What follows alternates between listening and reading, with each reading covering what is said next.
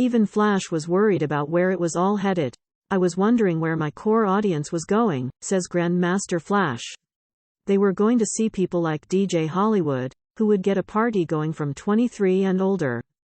When they moved on, they wanted to wear a dress or they wanted to wear a suit. They were just getting older and their taste changed in music. He continues, when I went to go see DJ Hollywood, I would say, "Oh Regina, what are you doing here? I haven't seen you in a long time. Yeah, this is where I come now." And there was this guy who was saying these incredible rhymes on the mic. He was about 300-400 pounds and he had the crowd in an uproar the same way my Furious Five would have them. DJ Hollywood was quite incredible, he had the people singing his rhymes. So a lot of our audience was going to parties like that now, Eddie Chiba parties, Hollywood parties, Pete DJ Jones parties. The bottom sort of dropped out. It was either you survive and you go with the changes or you get left back. The DJs themselves wanted more. It was no longer about playing out for free to establish a rep. They wanted to make a living. But the economics of the music had changed. If Friday was the 25th, you would see DJ Hollywood in 5 places on 5 different flyers. How was this possible? How could he be in Manhattan, the Bronx, and Queens all in one night? Flash says he asked himself, only to discover that he didn't carry a sound system. All he did was carry his records. He had a crew and a car. And he would do an hour here, get in the car, do an hour there, and an hour there. After a while, people that had the huge sound systems became a dinosaur. Because now you could go and do 5 parties. And if you had a little record out, you could really make some money. Not only that. This is what Hollywood did. Right. And it was like, the way we used to play back in the days, you brought your sound system, you played all night.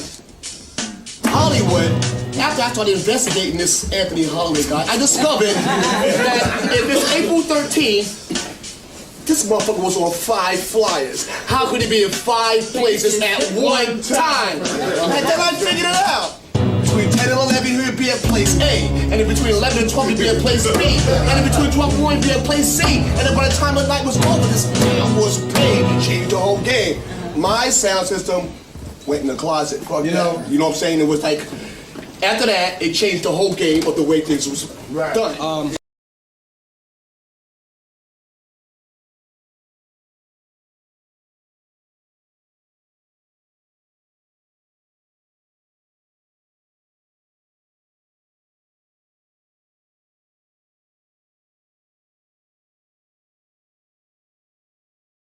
1977. By 1977, Herc and his competitors had divided the Bronx into a new kind of map, one based not on gang turfs, but where the parties were. It wasn't about what block to avoid, it was about which block the party was at.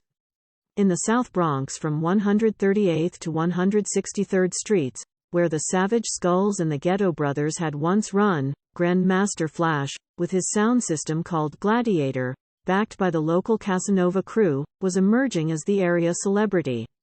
In the southeast, where the first division of the Black Spades hailed from, was Disco King Mario and his Chuck Chuck City crew, and Africa Bambaataa and Zulu Nation.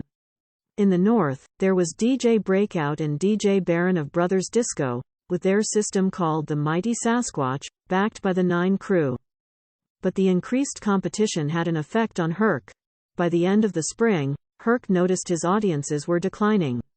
People are getting older now, it wasn't all about me. All of a sudden now you're not 18 no more, you're 24 and 25.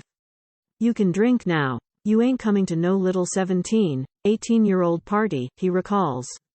And other people was coming up. When did you become aware of DJ Hollywood?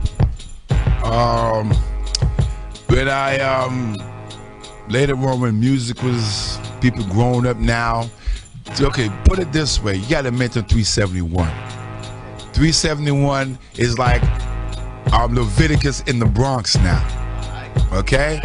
You put your clothes on, you're not 17 no more, you're moving on, cool work, supposed to be a little kiddie thing. You graduate now, you're 18, and getting your little feelings on, you know. You talk the 18-year-old girl getting confident for God 24 and stuff like that, you know. Hey, Herc is kitty. My thing, looking at it, is elementary. You pass through here, it's a passage. Okay, you can wear your sneakers here. So 371 was that club. I never went there. And I did go there, I was turned away because I'm coming to with myself.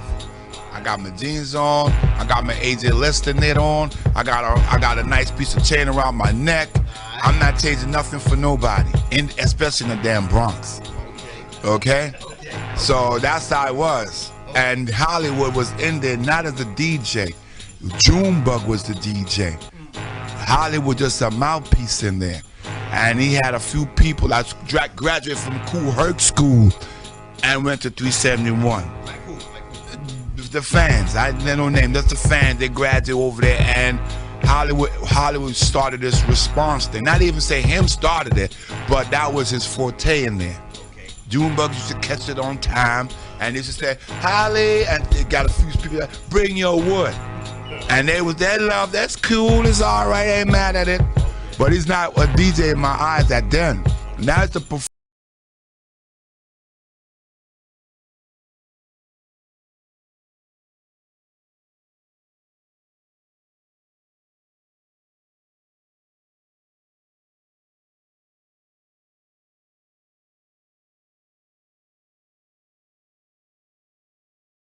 Received compensation or credits, and since I was there, all these rappers talk about history and hip-hop, and these writers, they weren't there. I was there.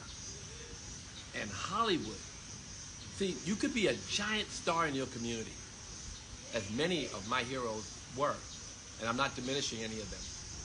And they were so big in their community, and then they were so big that they could come to Queens or Brooklyn or any of the boroughs and draw a crowd. And they were heroes, and they were masterminds of hip-hop. But even in their neighborhood, if Hollywood drove by in his blue Cadillac, he was the biggest. The first time that I saw Hollywood was at the Savoy Manor. And I'm a DJ myself. I used to, Pete Jones, who I call my cousin, and I used to run the Stardust Ballroom in the Bronx on Boston Post Road. And my friends in my neighborhood in the valley where I grew up at used to say, yo, there's this kid on the west side that you gotta go check out, Hollywood. He's just got this shit banging. So we went to the Savoy Ballroom to go check him out. And I walked in there and I couldn't believe what I was seeing. I mean, the crowd was just going crazy. It wasn't that he was playing records different than I, because we basically were all playing the same records. Samandy the Bra, Jam on the Groove, Love is the Message, CJ and Company, Ripple. But Hollywood just had everybody doing whatever he wanted them to do. And since I was a DJ and also a promoter, I used to promote a lot of the parties at the Stardust. I had to convince Pete and my family, who did all the bookings in the Stardust, to bring Hollywood to the Stardust. And when we brought Hollywood to the Stardust, the line was around the block. You couldn't even get in. His price was $500 though.